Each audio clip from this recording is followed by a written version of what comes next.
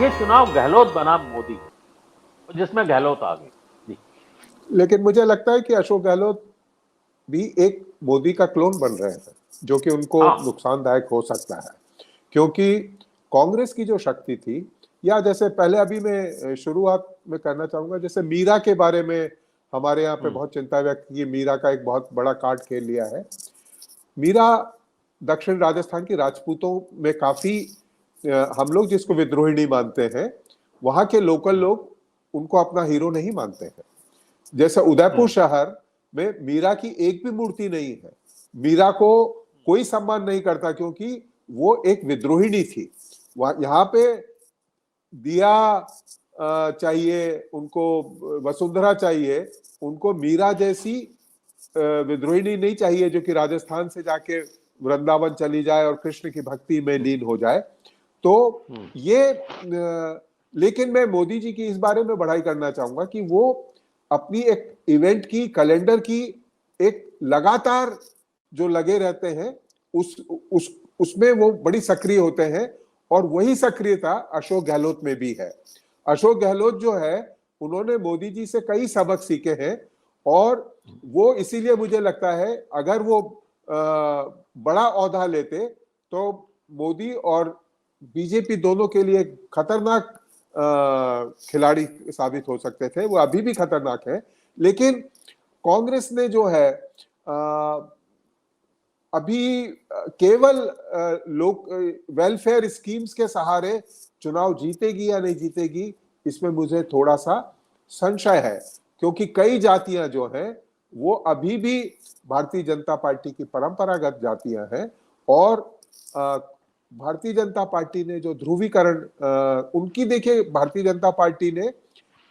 अपनी सारी चुनाव प्रचार की जो नीति थी उसको बड़ी 2-2 दिन 3-3 दिन करके बदला चलाया, ये हुआ वो हुआ। लेकिन कांग्रेस ने 3-4 राष्ट्रीय नेताओं और उसी के साथ साथ एक जो प्रांतीय नेतृत्व था उसने भी अपना बहुत कमाल किया। एक लेकिन जैसे मुझे अभी भी लगता है कमी लगती है मेवाड़ में। जैसे मेवाड़ में अगर मान लीजिए सीपी जोशी को विधानसभा का अध्यक्ष नहीं बनाया जाता और उनको मंत्री या कोई एक, कांग्रेस को अपना ऐसा चेहरा दक्षिण राजस्थान में रखना चाहिए था जहां पे कि 68 सीटें हैं। तो ऐसी स्थिति में, क्योंकि वो एक संवैधानिक पद होता है विधानसभा का, और एक जो भारतीय जनता पार्टी जिनको राजे महाराजे बड़े प्रिय हैं, प्रीवी पद, क्योंकि अभी भी भारतीय जनता पार्टी जो है वो सामंतवादी मानसिकता की और सामंत पार्टी है। और सामंत पार्टी के इसीलिए वसुंधरा कोई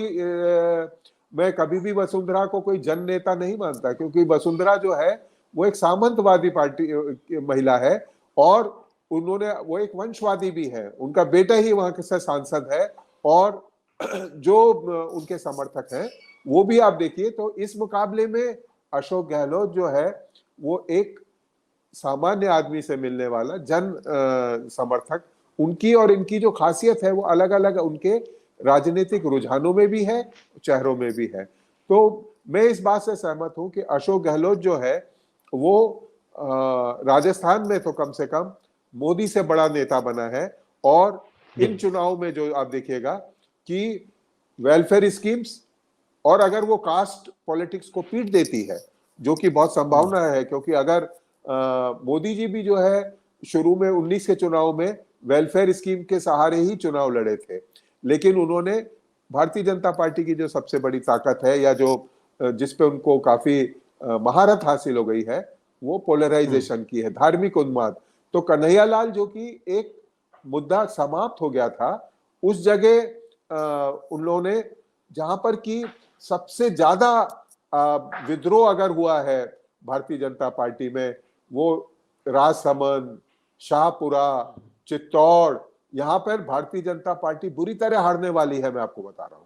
और निर्दलीय जो जिनको कहा जा रहा है,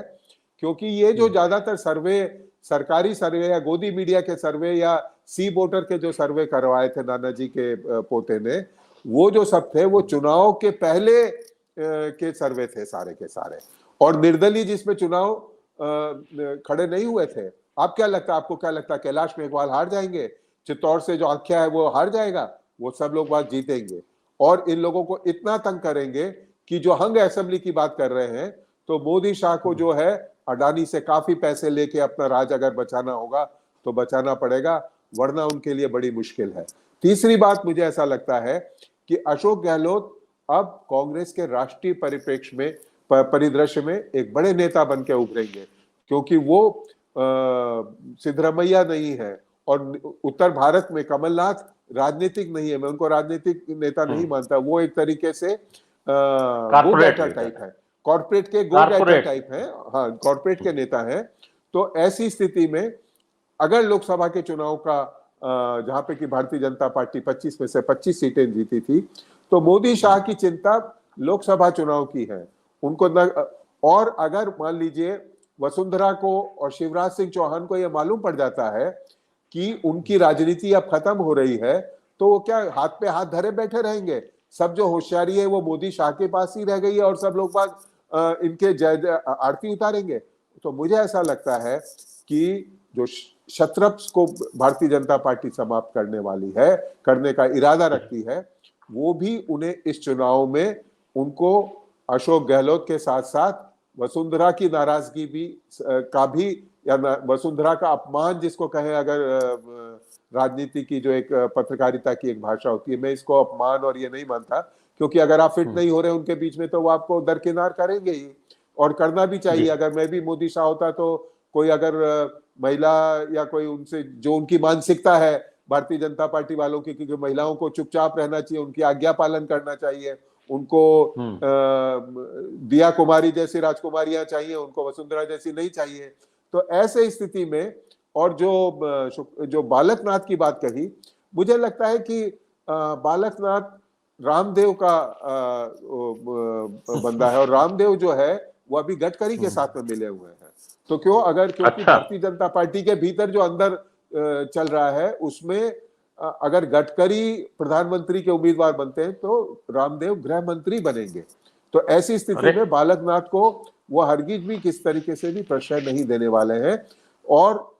तो भारतीय जनता पार्टी में सबसे बड़ी जो मुश्किल पैदा होने वाली है, क्योंकि अगर उनके पास में नेतृत्व नहीं हुआ, मान लीजिए कि अगर ये हंग में 4-5 का ही होता है, तो मेरा ये मानना है तब भी अशोक गहलोत एडवांटेज पोजीशन में है, क्योंकि वो जोड़ तोड़ की राजनीति में इन दोनों से भी आगे हैं शायद। और ये सचिन पायलट वाले मसले में भी उन्होंने बता दिया था कि अगर आप ज्यादा होशियार है तो मनेसर से वो दिल्ली नहीं पहुंच पाए थे सारे के सारे लोग बाग, वो वापस जयपुर ही लौटे थे। तो ये 4 या 5 भी अगर रह जाते हैं तो मैं पोस्ट इलेक्शन सिनेरियो में देखता हूं कि अशोक गहलोत जो है वो उन्होंने अभी से ही वो कर रखे होंगे, क्योंकि मुझे मालूम है कि चित्तौड़ के जो अभी निर्दलीय जो भारतीय जनता पार्टी के, उन्होंने कहा था 2-3 दिन का इंतजार कीजिए, मैं भारतीय जनता पार्टी में आके आता हूं और जो भैरव सिंह शेखावत के जो दामाद हैं उनको हराने की मैं व्यवस्था करना चाहता हूं। तो कांग्रेस पोस्ट इलेक्शन के लिए भी तैयार है, वेलफेयर पॉलिसीज के हिसाब से भी मुझे लगता है कि उन्होंने काफी एक नया राजनीति का एक शास्त्र बनाया है। तो ये राजनीति, ये 2-3 दिसंबर का जो चुनाव परिणाम है वो मुझे लगता है कि मोदी शाह को राजस्थान से शायद विदा भी कर सकता है। जी अमरीश। बिल्कुल। सुनील जी, मैं आप ही के पास आ रहा था, आप छोटे छोटे टिप्पणी मैं चाहूंगा जी।